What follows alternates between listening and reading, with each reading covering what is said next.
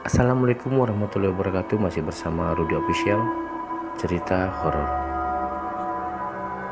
Cerita kali ini kita mengambil judul Siapa Sosok Wanita Itu. Tapi sebelum kita lanjut ke ceritanya, jangan lupa subscribe dulu ya, like, komen, dan share. Dan jangan lupa aktifkan lonceng notifikasinya juga, supaya kalian tidak ketinggalan cerita-cerita horor dari channel ini. Ceritanya begini. Waktu itu kami semua belum ada yang menikah ya. Ya biasa sih, sekarang lagi dibilang jomblo. Kami adalah kelompok pemuda yang hobi banget mencari hiburan organ tunggal kesana kesini, bahkan kadang sampai waktu dini hari. Malam itu kami mendapatkan informasi ada pertunjukan organ tunggal di suatu tempat yang memang masih tetangga dengan desa tempat kami tinggal. Kami ada 4 sepeda motor, berarti jumlah kami ada 8 orang. Karena kami semua berboncengan. Sesampainya di lokasi, kami sempat bergabung dengan rombongan lain. Sambil menikmati alunan musik dan lagu, kami sedikit bergoyang-goyang kecil.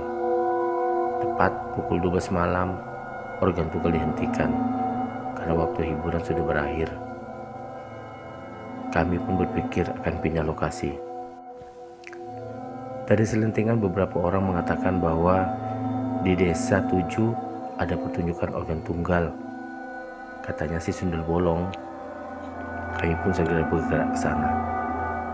Kami tidak melalui jalan perkebunan karet di dekat lokasi pesta tadi. Tapi kami ambil jalan putar yang harus melewati desa kami dulu, baru masuk ke perkebunan karet. Sepanjang perjalanan seperti biasa kami bernyanyi-nyanyi, walaupun jam sudah menunjukkan pukul 1 malam waktu itu. Kami melewati perumahan polisi dan perkuburan umum. Entah mengapa, aku merasakan bulu kuduku berdiri semua ketika akan mendekati sebuah tikungan yang agak menurun. Tikungan itu adalah sebuah parit, selokan besar, tempat pembuangan air perumahan yang lebarnya hampir 2 meter dan kedalamannya 1 meteran. Di pinggir parit sudah dicor beton. Aku terbelalak melihat sesuatu yang lagi duduk di pinggir parit sambil mengayunkan kakinya.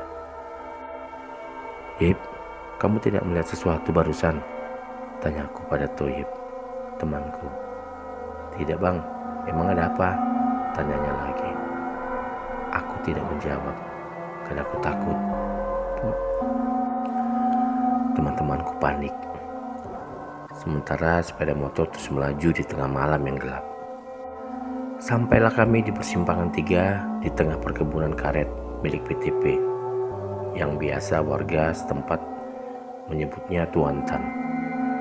Jalan ke kiri menuju kampung lain, sementara ke kanan menuju desa 7.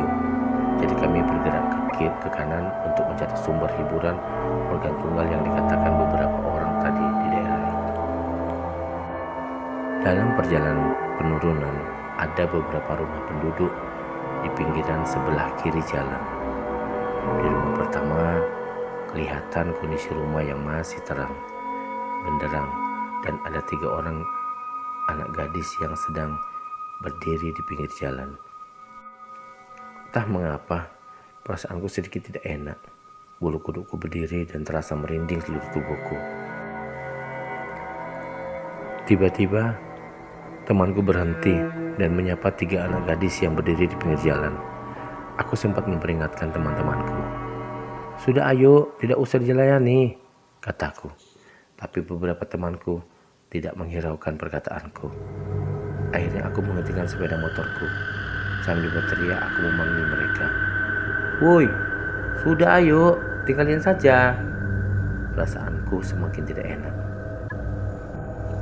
Akhirnya mereka bergegas meninggalkan anak gadis yang berada di pinggir jalan itu. "Kenapa rupanya? Cantik lu ceweknya," kata salah satu temanku. "Kalian apa tidak merasa aneh? Jam segini mana ada anak gadis masih di depan rumah dengan kondisi di tengah perkebunan karet yang sepi," kataku.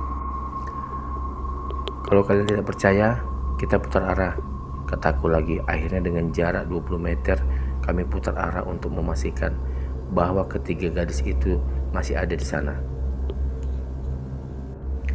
Dari jarak 5 meter sudah terlihat rumah yang tadi terang benderang justru malah gelap gulita, tidak terlihat ada lampu yang nyala. Dan tidak terlihat ada tanda-tanda tiga gadis yang baru sekian menit saja kami tinggalkan. Coba kalian lihat, rumahnya gelap, tidak ada tanda-tanda adanya orang yang baru saja dari sini. Karena memang dari tadi aku sudah merasa ada sesuatu. Kalian sih lihat cewek saja matanya langsung hijau, kataku sambil tertawa. Sambil mengendarai sepeda motor, kami bergurau dan bercerita. Aku bertanya pada teman-temanku, kalian tadi waktu di penurunan parit perumahan polisi tidak melihat sesuatu? Gak ada, sahut temanku. Hah, iya, tadi abang tanya ke aku kan, apa rumahnya bang? Tanya Tuyul. Di parit tadi ada perempuan pakai baju putih, rambutnya panjang sampai ke kaki menutupi wajahnya. Kakinya dijuntai-juntaikannya ke parit, jelasku. Aku sebenarnya mau memberitahu kalian semua, cuma aku takut kalian pada panik, makanya aku diam saja, jelasku lagi. Ya sudahlah, jangan diambil pusing, anggap saja tidak terjadi apa-apa, kataku menenangkan mereka. Akhirnya sepeda motor kami terus melaju sampai kami pulang ke rumah masing-masing. Oke, terima kasih sudah mendengarkan cerita dari saya. Jangan lupa subscribe ya. Nantikan cerita selanjutnya. Wassalamualaikum warahmatullahi wabarakatuh.